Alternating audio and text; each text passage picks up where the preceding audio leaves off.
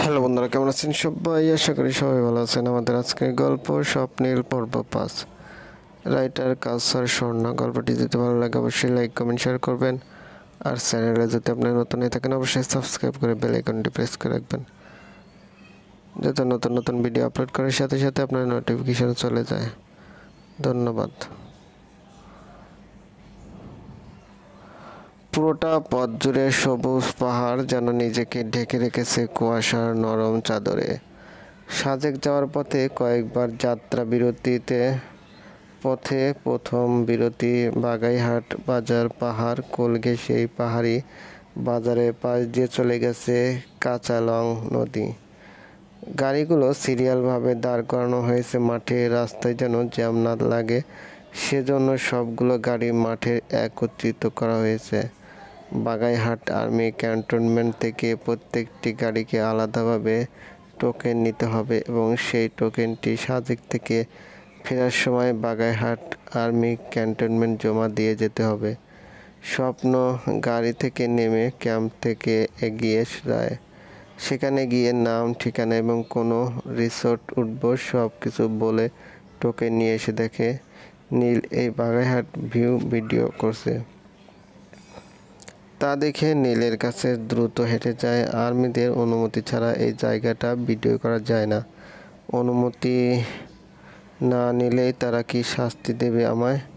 স্বপ্ন ভয় দেখানোর জন্য বলে 1 বছর জেল খাটতে হবে। স্বপ্ন কথা শুনে নীল মোবাইল থেকে চোখে সরিয়ে স্বপ্নর সামনে এসে খুশিতে গদগদ করে বলে, সত্যি? আমার তো অনেক ইচ্ছে ছিল একটা রাত জেলে কাটানোর। আমি বুঝতে পারিনি এইভাবে আমার জেলে কাটানোর স্বপ্নটা পূরণ হয়ে যাবে। এই বলে আমার খুশিতে লাফিয়ে আবার ভিডিও করে। স্বপ্ন ভেবেছে গ্রামের মেয়ে হয়তো জেলের কথা শুনে ভয়ে হাত পা কাঁপাকাঁপি করবে, কথা বলতে গিয়ে তোতলাতে থাকবে। কিন্তু এই মেয়ে দেখে সব উল্টা। ভয় পাওয়া তো দূরের কথা, জেলে কাটানো নাকি তার একটা স্বপ্ন। এসব ভেবে স্বপ্ন মনে মনে কিছুটা হেসে দেয়। তারপর নীলের থেকে ফোন কেড়ে নিয়ে বলে, জেলে যাওয়া সেটা তোমার স্বপ্ন হলেই আমাদের কিন্তু তা নয়। 10টা বেজে গেছে, এখন গাড়িগুলো ছেড়ে দেবে। এটা বলে চলে যায়। স্বপ্ন কাণ্ড দেখে নীল অবাক। সে সোহার জন্য ভিডিও করছিল, আর ওই ছেলে তার হাত থেকে ফোন কেড়ে নিয়েছে। এখন এই ছেলের উপরে তার রাগ হচ্ছে, ইচ্ছে করছে নাক বরাবর ঘুষি দিয়ে নাক ফাটিয়ে দিতে। রাগকে নিয়ন্ত্রণ করে হাঁটা দেয়।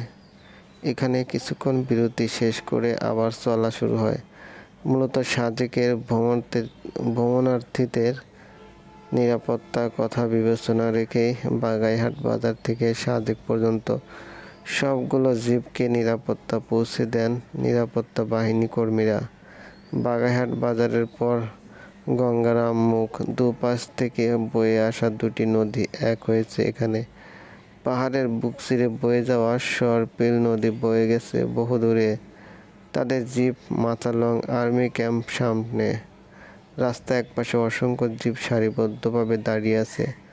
তা দেখে নীলের মনে হাজার প্রশ্ন ওকে ঝুঁকি দিচ্ছে। পেটের ভিতরে জমে রাখতে না পেরে জিজ্ঞেস করে, রাস্তায় একপাশে কেন গাড়িগুলো দাঁড়িয়ে আছে সারিবদ্ধভাবে? ধূসর বলে, এখানে গাড়িগুলো সকাল 10টায় সাজেক থেকে ছেড়ে এসেছে। এখানে দাঁড়িয়ে থাকার কারণ হচ্ছে আমাদের যাওয়ার সুযোগ করে দিচ্ছে। কারণ হচ্ছে এখানে পাহাড়ি আঁকাবাঁকা রাস্তায় ডাবল লাইনে গাড়ি চালানোর সুযোগ নাই। ডাবল লাইনে গাড়ি চালালে বিপদ হওয়ার সম্ভাবনা থাকে। মুখ ছোট করেও বলে, নিজেকে নিজেই হাজার গালমন্দ দিচ্ছে। কেন সেই সহজ জিনিস জানতে চেয়েছে। এখন তারা ভাববে আমি কিছু জানি না। নীল, তুই আস্ত একটা গাদি, সামান্য কথা পেটে চেপে রাখতে পারলি না? সব কিছু তোকে জানতেই হবে? কিছু কথা পেটের ভিতর রাখলে তোর কি হয় নীল? উড়োবাজার, গঙ্গারাম মঠ, নন্দরাম এসব পাহাড়ি পাড়া পেরিয়ে তাদের দ্বিতীয় যাত্রা বিরতি মাচালং বাজার। পাশের সীমান্ত ঘেঁষা ভারত থেকে আসা মাচালং নদীর অববাহিকায় গড়ে উঠেছে এই ছোটোখাটো মাচালং বাজার। এই এলাকা সাজেক ইউনিয়নের প্রধান কেন্দ্রস্থল। পাহাড়ে জুমের ফসল বিক্রি আদর্শ স্থান হলো মাচালং বাজার। সবাই মিলে নামে মাচালং বাজারে নাস্তা করার জন্য। নাস্তা সেরে সবাই কিছুক্ষণ উপজাতিদের বাজারে হেঁটে দেখে মাচালং বাজার খুবই দুর্গম একটা বাজার। এখানে বাঙালিদের কোনো বসবাস নেই। এখানে একমাত্র পাহাড়িরাই বসবাস করেন। দুর্গম এলাকা হওয়ায় এখানে বিদ্যুৎ কোনো সংযোগ নেই। শুধুমাত্র সোলার সিস্টেমের মাধ্যমে বিদ্যুতের ব্যবস্থা করেছে। পাহাড়ি এলাকার এক জায়গা থেকে আরেক জায়গার ব্যবস্থা হচ্ছে মোটরসাইকেল, চাঁদের গাড়ি চলতে থাকে আবার নিজ গতিতে। স্বপ্ন সেনাবাহিনীর গেস্ট হাউস দেখিয়ে বলে, এটা হলো সেনাবাহিনীদের গেস্ট হাউস। সবাই ভালো করে তাকিয়ে দেখে, বিশেষ করে নীল। সে সেনাবাহিনীদের গেস্ট হাউসে ক্লিক করে একটা ছবি তুলে নেয়। বাসায় গিয়ে সবাইকে দেখাতে হবে না সাজেক গিয়ে কি কি দেখেছে। আর একটু সামনে আসতেই রোদ বলে, গাড়িতে করে পানি ট্যাঙ্কি এগুলো কোথায় নিয়ে যাচ্ছে? রোদের এই প্রশ্ন শুনে তৃণ বলে, যারা এরকম গাদা গাদা প্রশ্ন করে তাদেরকে সাজেকে নিয়ে এই ট্যাঙ্কিগুলোতে ডুবিয়ে মারা হবে। রোদ চোখ গরম করে তাকায়। নীল বলে, আচ্ছা ভাইয়া, আপনারা কি সোজা উত্তর দিতে পারেন না? ভাইয়া ডাক শুনে তৃণ আর ধূসর একজন আরেকজনের মুখ চাহাচাহি করে। স্বপ্ন তাদের দেখে মনে মনে হাসে। ধূসর বলে, কোন অ্যাঙ্গেলে আমাদেরকে তোমার কাছে ভাইয়া মনে হয়? কেন, আপনার তিনজন আমার সমুদ্র ভাইয়া, তামিম ভাইয়া সমবয়সী হবেন। আমি তো তাদেরকেও ভাইয়া বলে ডাকি। সেই হিসেবে আপনার আমার ভাইয়া। তুমি আমাদেরকে ভাইয়া বলবে না? আমাদের সবার বোন আছে, তারা আমাদেরকে ভাইয়া বলে ডাকে। আর কারো ভাইয়া হওয়ার শখ নেই। নীল এদের কথা শুনেও অবাক হয়। ভাইয়া বললে আমাদের গ্রামের সবাই কত খুশি হয়, আর এরা বলছে ভাইয়া বলে ডাকতে না।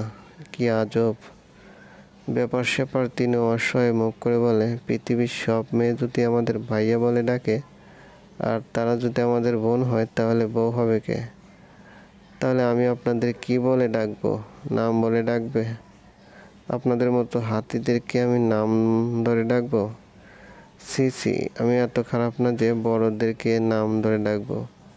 আমি আপনাদের ভাইয়া বলেই ডাকবো, এটাই আমার শেষ কথা। না না হ্যাঁ, না না হ্যাঁ। এদের দুজনকে এভাবে চিল্লাতে দেখে সবাই অবাক। ভাইয়া নিয়ে তিনিও এত ঝগড়া করছে, তার এই ভাইয়া ডাকাতে কি এত অ্যালার্জি? কেউ তাকে ভাইয়া ডাকলে তার সাথে পায়ে পা লেগে ঝগড়া করবে। আজ সেম কাজ করছে সে। স্বপ্ন জোরে ধমক দিয়ে বলে, চুপ করবি টিনো, ছোট বাচ্চা নাকি তুই? স্বপ্ন ধমক শুনে নীল ঘাবড়ে যায়। স্বপ্ন রোদের উদ্দেশ্য করে বলে, সাজেক যেহেতু উঁচু উপত্যকা, তাই সেখানে কোনো পানি ব্যবস্থা নেই। পাহাড়ে সাধারণত পানি ব্যবস্থা বলতে ঝর্ণাকে বোঝানো হয়। সাজেকের উপরে কোনো ঝর্ণা নেই। সেজন্য সাজেকের থেকে 3 কিলোমিটার নিচে, মানে এখানে একটা ঝর্ণা থেকে পানি সংগ্রহ করে সাজেকে নিয়ে যাওয়া হয়। এখানে যে পানি ট্যাঙ্কিগুলো দেখতে পাচ্ছিস, সেগুলো কিছুক্ষণের মধ্যে উপরে নিয়ে যাওয়া হবে। প্রতিটি হোটেল এবং প্রতিটা ঘরেই পানি ব্যবহার করা হয়। তবে এখানে স্থানীয় যারা বসবাস করে, তারা নিজের পানি নিজেরাই সংগ্রহ করে। তারা এই পানি সংগ্রহ করার জন্য 2-3 কিলোমিটার নিচে পানি সংগ্রহ করে আমায় উপরে আসে। বাবা গো বাবা, 2-3 কিলোমিটার নিচে যে পানি সংগ্রহ করে, আমি হলে মারাই যেতাম। নীল বলে। রোদ বলে ওঠে, নোয়াখালীতে আবার কবে থেকে হানিকে পানি বলে? ঠিকই বলছিস রোদ। নোয়াখালীরা প উচ্চারণ হ করে, যেমন পেঁপে, তারা বলে হাবিয়া, পানি বলে হানি। খুব সুন্দর না রোদ? এটা বলে ধূসর হো হো করে হেসে দেয়। তার সাথে তিনও যোগ দেয়। তিনও স্বপ্নকে বলে, কিরে স্বপ্ন, তোদের নোয়াখালীরা এসব বলে নাকি? প্রথমত আমার গ্রামের বাড়ি নোয়াখালী জেলাতে হলে আমি কখনো যাইনি, এবং আব্বু আম্মু কখন যায়নি। ছোট থেকে ঢাকায় বড় হয়েছি, তাই আমি জানি না এগুলো আদৌ কি নোয়াখালীর ভাষা। নীলের এবার খুব রাগ হচ্ছে। তাকে নিয়ে এরা সবাই ব্যঙ্গ করছে। ইচ্ছে করছে তাদের সবার মাথা ফাটিয়ে দিতে। শুধু প্রাচ্য আপুর সম্মানের কথা ভেবে নীল কিছু বলছে না। ঠোঁট কামড়িয়ে বলে, রোদ আপু, তোমার না সমুদ্র ভাইয়াকে বিয়ে করা ইচ্ছে? সমুদ্র ভাইয়া বাড়িও কিন্তু নোয়াখালীতে। ভাইয়া কিন্তু বিয়ে করে বউকে নিয়ে নোয়াখালীর মির্জাবাড়িতে বসবাস করবে। তোমার কি উচিত নিজের হবু শ্বশুর বাড়ির জেলা নিয়ে এভাবে ব্যঙ্গ করা? আর সমুদ্র ভাইয়া যদি জানে তুমি তাদের নোয়াখালী নিয়ে এইভাবে ব্যঙ্গ করেছো, তাহলে ভাইয়া তোমার কী অবস্থা করবে আল্লাহ ভালো জানে। নীলের কথা শুনে রোদ ভয়ে ঢোক গেলে, নীল যা বলেছে সবই তো সত্যি। আর সমুদ্র যদি জানতে পারে তাহলে কী অবস্থা করবে ভাবলেই তার গা কাটা দিয়ে শিউরে ওঠে।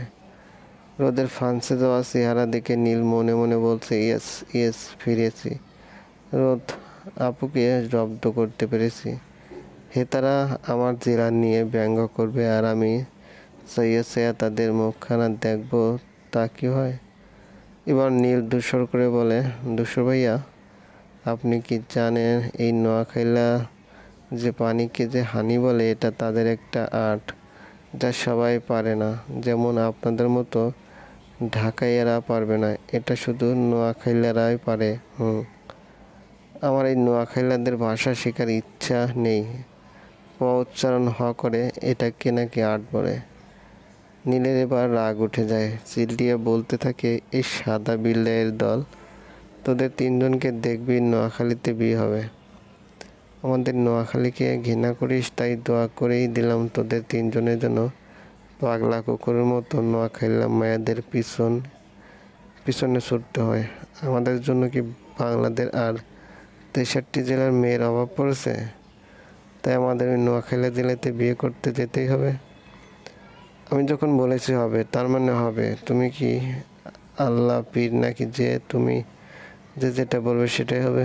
নীল এবার মহা ভাবনায় পড়েছে। সত্যি তো, সে পীর নয়, কিন্তু এখন তার কথা ফলাবে কি করে? কিছুক্ষণ ভেবে বলে, পাইছি। সবাই ভ্রুকুচকে জিজ্ঞেস করে, কি পাইছে? হ্যাঁ পেয়েছি, দুশোর ভাইয়ের সাথে যদি প্রাচ্য আপু বিয়ে হয় তাহলে তো আমার কথা ঠিকই হবে। এই কথা শুনে প্রাচ্য বড় বড় চোখে করে তাকিয়ে তিনোর দিকে। তার রিয়াকশন দেখার জন্য, কিন্তু তিনিও খুব স্বাভাবিক দেখে। প্রাচ্যের খুব খারাপ লাগে, বাহিরের দিকে দৃষ্টি নিক্ষেপ করে, যাতে সবাই বুঝতে পারে তাদের কথার দিকে প্রাচ্যের মন নেই। নীল আবার বলে, তিনু ভাইয়ের সাথে সোহার বিয়ে হলে ভালো হবে, আর সমুদ্র ভাইয়ের সাথে তো রোদ আপু আছে। তিনু ভুরকুচকে জিজ্ঞেস করে বলে, সোহাকে? সোহা হল আমার বেস্ট ফ্রেন্ড। এবার দেখলেন তো কিভাবে আপনাদের মিল হবে নোয়াখালীতে। আর নোয়াখালী কার কার সাথে আপনাদের বিয়ে হবে? রোদ বলে, এখন তো একজন বাকি আছে, স্বপ্নর কার সাথে বিয়ে হবে? রোদের কথা শুনে নীল আবার ভাবতে বসে, সত্যি তো, সেও এই সুন্দর ছেলেটা কথা কেন ভাবেনি? এখন এই সুন্দর আর এই ভালো ছেলের সাথে কার মিল দেওয়া যায়? আর কেউ তো নেই তার জানা। তাহলে এই সুন্দর ছেলে বিয়ে কার সাথে দেবে? না, সে আর ভাবতে পারছে না। রোদ আবার বলে, কি হলো বলো স্বপ্নটা? নীল আর ভাবতে পারছে না, চট জলদি বলে ফেলে, ওনার সাথে আমার হবে বিয়ে। স্বপ্নর এই কথা শুনে সে কাঁদতে থাকে। এই মেয়ে জানে না কোথায় কি বলতে হয়। সবাই স্বপ্নকে দেখছে। স্বপ্ন ভ্রুকুচকে জিজ্ঞেস করে, এভাবে তাকিয়েছিস কেন? মেয়েটা কি বলেছিস শুনেছিস? আরে পিচ্ছি একটা মেয়ে, কি থেকে কি বলেছে? আর তোরা এমনভাবে আমার দিকে তাকিয়ে আছিস যেন আমি এই মেয়েকে বিয়ে করে ফেলছি তোদের না জানিয়ে। প্রাচ্য নীলের কথা শুনে একবার স্বপ্নর দিকে তাকায়, একবার নীলের দিকে তাকায়, যেন মনে কথা বলেছে, তার যেন আনন্দ হচ্ছে। প্রাচ্য মনে মনে বলে, নীলের জন্য পুরো পারফেক্ট হলো স্বপ্নই পারবে নীলের এই ছেলে মানুষগুলা দূর করতে। স্বপ্ন মতো ম্যাচিউর কেউ নীলের জীবনে দরকার। তিনিও স্বপ্নের কাছে ফিসফিস করে বলে, মেয়েটা কিন্তু হ্যাপি, তোর সাথে ভালোই মানাবে, কিন্তু একটু পাগল টাইপের, এটাই সমস্যা। স্বপ্ন এবার নীলের দিকে তাকায়, এই মেয়ে কোনো ব্যাপার সিরিয়াস না, যে কোনো কিছু ছেলে মানুষ ভেবেই করে ফেলে। এই মেয়ের বোঝা উচিত এই সব করার বয়স এখন না।